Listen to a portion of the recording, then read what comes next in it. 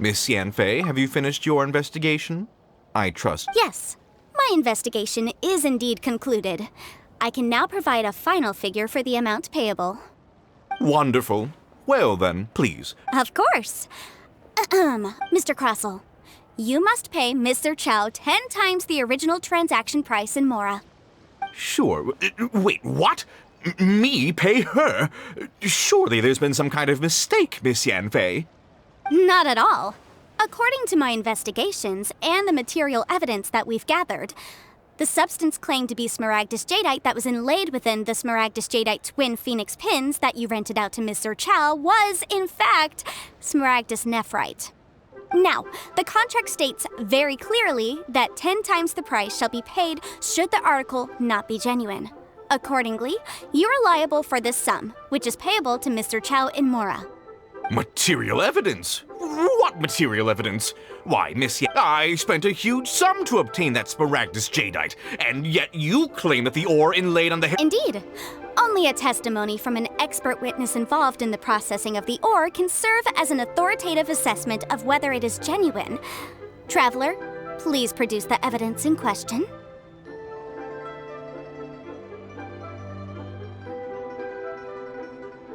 This is a processing record from the Jade Mystery, along with stone. Seriously? Even the boss there couldn't differentiate between Smaragdus. In any case, Smaragdus Nephrite is the outer layer of Smaragdus Jadeite. So I had him cut away. That's an unsubstantiated belief. Well, your claim that my ore is fake is just as unsubstantiated. Ugh. Looks like our first piece of evidence didn't convince him at all. Hard evidence, something legally binding. We have just the thing. This document proves that my hairpins are the real deal, doesn't it? This is the Our second piece of evidence didn't work either. And this guy's getting more belligerent by the second. You know, you could be right. Perhaps the hairpins are the real deal after all. Of course I'm right. All the evidence... Well, hang on a moment now, because I do recall one final piece of evidence that we haven't revealed yet. Traveler, would you do the honors? What's this? Smaragdus Jadeite springs forth from stone marrow within the mountains and will bring disaster to any mere mortals who touch it. Sustained contact with Smaragdus Jadeite over a prolonged period will, in less serious cases, cause a mild malady, while in serious cases, the patient may suffer a dramatic change of personality and fall seriously ill. Mr. Crossell, were you aware of these peculiar properties of Smaragdus Jadeite? I had no idea. No idea, you say? I'd guessed as much. But for you to have rented out such a dangerous item, I'm afraid that this falls outside the scope of my work, but within that of the Ministry of Civil Affairs. However, I'm sure that the Ministry will be relatively lenient considering that, don't worry, Mr. Crossell, I will make sure that all the evidence presented here will be handed over to the Ministry. I trust that you'll give them your full cooperation in their investigations.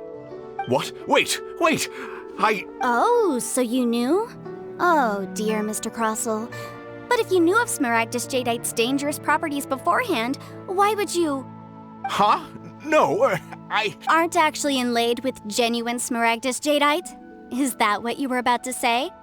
You do understand, Mr. Crossell, that this means that you will have to pay Mr. Chow 10 times the original price in Mora? Mr. Crossell, your answer, please. My client and I are waiting. He's seriously intimidating right now. It's like she's a different person. I admit it. I confess.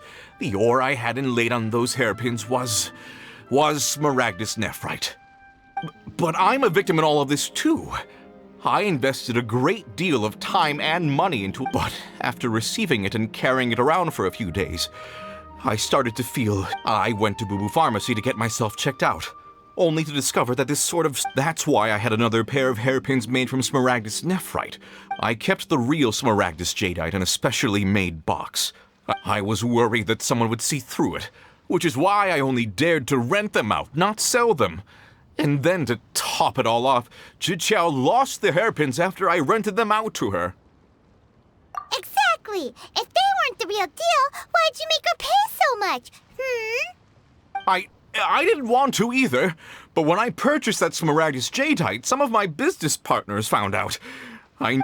If word got out that I sold a pair of fake hairpins, then... All right, let's cut the appeals phase right there. I failed to see what bearing any of this has on your transaction with my client. According to the contract, you must pay Mr. Chow 10 times the original price in Mora, and that is final. 10 times? Crosel looks like he could faint any second. As for me, according to my contract with Mr. Chow, 20% of that sum will go to me. 20%? That's as much as I spent on that Smaragdus jadeite. There's no need. It's fine. You don't have to pay me that much, Mora. Even if the Smaragdus jadeite on those hairpins was fake, I still bear responsibility for losing them. Legally or not, I think I owe some compensation for that. Ms. Jichao, you... However, Mr. Crosel, since you have no use for that chunk of Smaragdus jadeite, why don't you give it to me instead? I'll consider us even. What? But all right then. This cursed rock's brought me enough grief as it is. Miss Yunfei, I'll turn the Smaragdus jadeite over to you. I trust that it will suffice as remuneration? Well, that's not quite how the rules say this should go, but whatever. It'll do.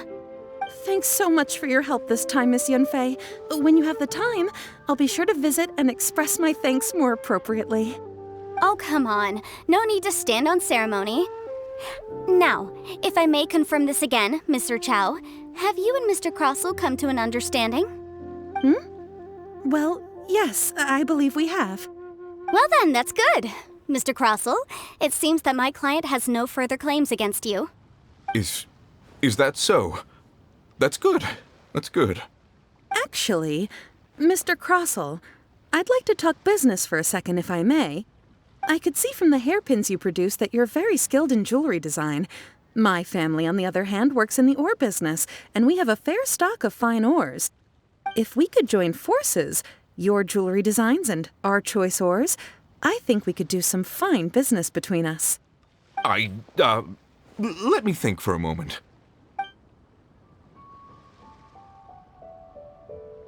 Well, that's that. And we've got the Smaragdus jadeite that Granny wants too. All's well that ends well, eh? Exactly.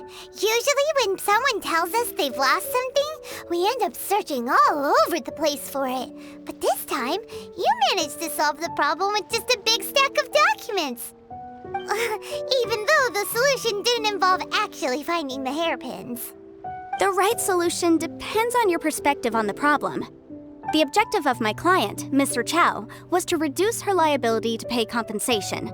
So, rather than looking high and low for some hairpins, proving that the rented item was nowhere near worth what the vendor had claimed it to be was the more efficient solution. An Adeptus. Speaking of, you took part in that battle, didn't you? In which case, you would have heard what Granny said. Liyue Harbor is now a city ruled by humans. The title of Adeptus means precious little to me compared to my job as a legal advisor. In any case, don't you think that the Liyue Harbor of today needs legal consultancy far more than it needs adeptal powers? Paimon can think of someone who would definitely disagree with your reasoning. Well, since we got what we came for, it's time to pay Granny a visit. I bet she's been on tenterhooks for a while now.